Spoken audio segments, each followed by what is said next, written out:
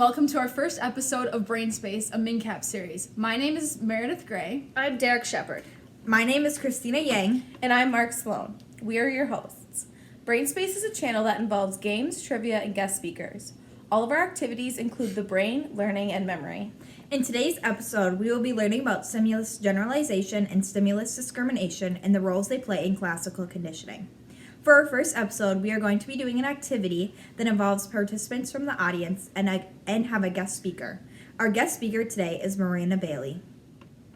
Hi Miranda, how are you doing today? I'm good. How are you? Good. Why don't you tell us a little bit about yourself? So I'm a psychiatrist at Grace Lowell Memorial Hospital, and I've been in this position for 12 years. I love working with people of all ages, and I'm very excited to be here today. Before we get to the explanation of what stimulus generalization and stimulus discrimination are, we're going to pick two participants from the audience. Me. Okay, we'll pick you and you. You can come up here.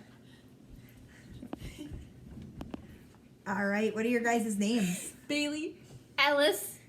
All right, so Bailey and Alice, you guys are going to be drawing a butterfly on a piece of paper, and then we're going to give you a positive comments on that.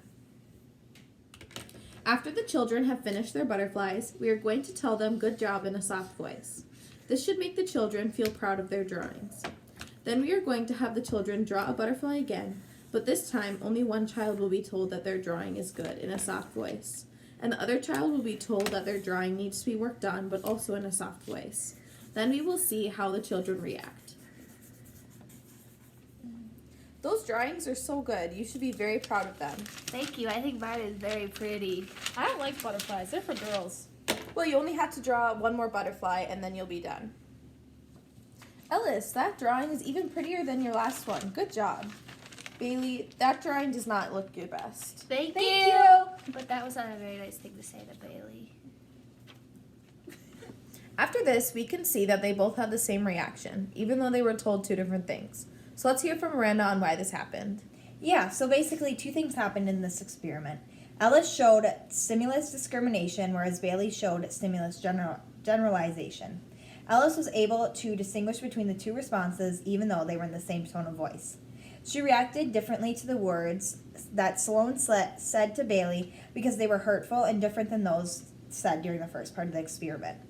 In certain circumstances, stimulus discrimination allows individuals to distinguish between threatening and non-threatening stimuli. When talking about classical conditioning, when an individual uses stimulus discrimination, they are able to demonstrate and distinguish the conditioned response to only the conditioned stimuli. On the other hand, Bailey showed stimulus generalization. Bailey was told two different things, but in the same tone of voice. He assumed that both of these things were positive and reacted the same way both times. Stimulus generalization is when an individual demonstrates the conditioned response to a stimulus that is similar. In terms of classical conditioning, the individual does not need to be conditioned to a stimuli to show a response toward each stimuli. So thank you so much for joining us today. We hope you join us for our episode next week on punishment. Yeah, thank you so much for having me. Have a great day, everyone.